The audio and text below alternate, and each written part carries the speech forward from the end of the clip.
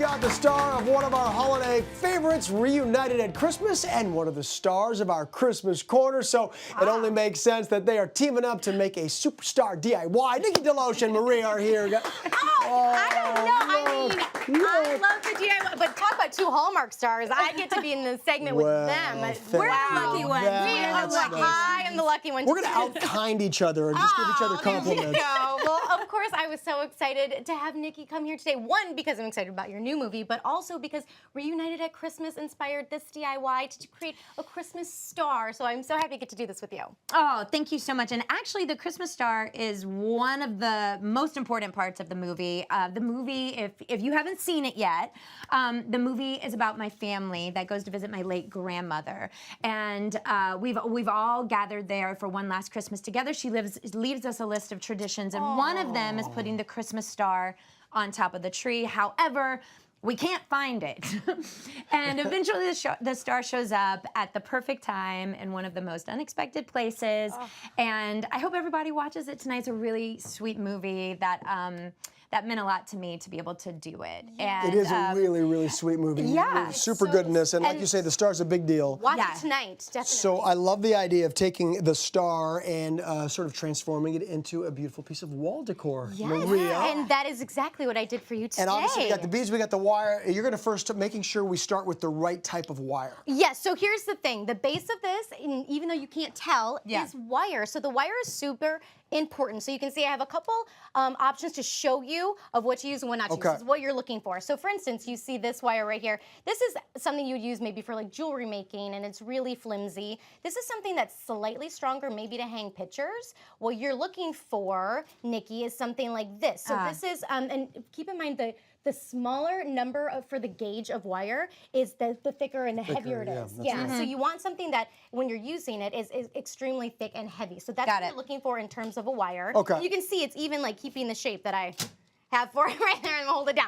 So you can, and then after that, once you have your wire, you get your beads. So we have our beads here. These beads are great. You can get them online. Make sure, don't drop them. Make sure when you get them that you get the ones that have the hole all the way through. But trust me on this one, I have ordered. Don't just look up the wood beads and order them. Make sure that they have the hole going all the way through, and they come in a That would be something I would do. And I'd get them and be like, what am I supposed to do with these beads? And they come in a number of sizes as well. So how do you know how many beads to use for each side of the star? Okay, so that's a great question because this is going to matter based on how big you want your star to be and what you're doing in terms of your size. So you can see over here with the sides of the beads, I did a big one that was about 10 per side, and the smaller ones are about 4 or 5. So with that said, what I recommend, Nikki, is first like measuring the space that you want and setting your stars out. So for your beads out. So for instance, I have my beads here, and then I set it out and actually create the star space on my board. That's smart.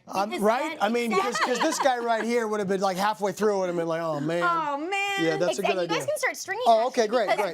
What you do after that is you just have your wire. Once you figure out your sizing for each side, what you want to do is take your wire and measure that, and then multiply that by 10. So it's 10 lengths, if that makes sense. So because you're going to have 10 sides to the star. So then you're all set in that sense. Okay, very good. Now before we start actually, or I should say, before we connect the ends of the wire, we want to kind of shape the star pretty much, right? Yes. So how do we go about doing that? Okay, so you can see I left you guys some slack, what you want on there. So what you want to do is I counted in 5s for this. So you do 1, 2, 3, 4, 5. Bend out that way, and it does help to like put a star. Look at our reference that we have here. 1, 2, 3, 4, 5. Bend. 1, 2, 3, 4, 5. Bend the other way. And you keep alternating. You keep alternating the direction. 1, 2, 3, 4, 5, and then bend that way. And you want to make sure that you leave enough space so that you are able to bend it. And we're all counting right now.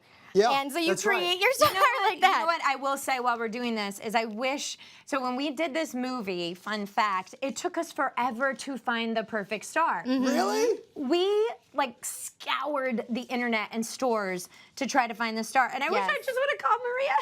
I wish I would have DIY'd it for you. Oh my gosh, I would have loved to have created a star for your Christmas star. Oh my gosh. Mine is real. I do Look like, at how good yours is. Is it? I do like the natural look. Okay, the let me tell natural you, look of the beads. The small ones, not to give Cameron too much credit, but the small ones are easier. No, so, actually the small ones are way harder, I think is what she meant to say. So you can see you have your star just like this, and I've done this a few times, so it makes it a little bit. I will tell you, it can take a little finagling, and you lose count a number of times, so you can always go back and do that. And Nikki, I do want to say that if you wanted these to be some different colors, I have a great tip for that. You can take your beads and put it on a little kebab skewer.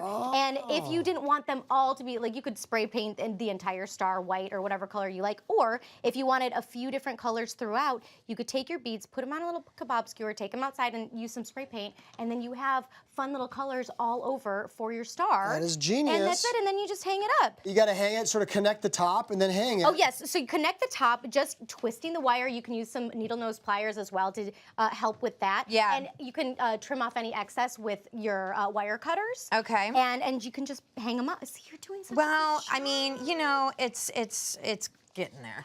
The connection is pretty bad. I mean, that's not bad. How'd I do here? You did amazing. Wow. And Cameron, I do want to say, when you hang these up on the wall, I'm going to walk over here for a second. You can see this big one is really heavy. No matter if you have thick wire that's going to hold it up, you want to make sure that you actually can put some little needles. You can put some nails into the wall. That's going to help with the weight of the really heavy stars. That's actually a great tip. And maybe those nails can help out a little bit here too. I mean, that is a really You take this sweet. one. Bless my heart. That's like a Christmas star that needs extra love at Christmas. It needs a little extra love. It's the Charlie Brown tree. It's the Charlie Brown star. And then you add some embellishments. I see a little bit of pine and pine cones up there as well, right, You can Maria? add any of those with a glue gun. Oh my just gosh. quick and easy.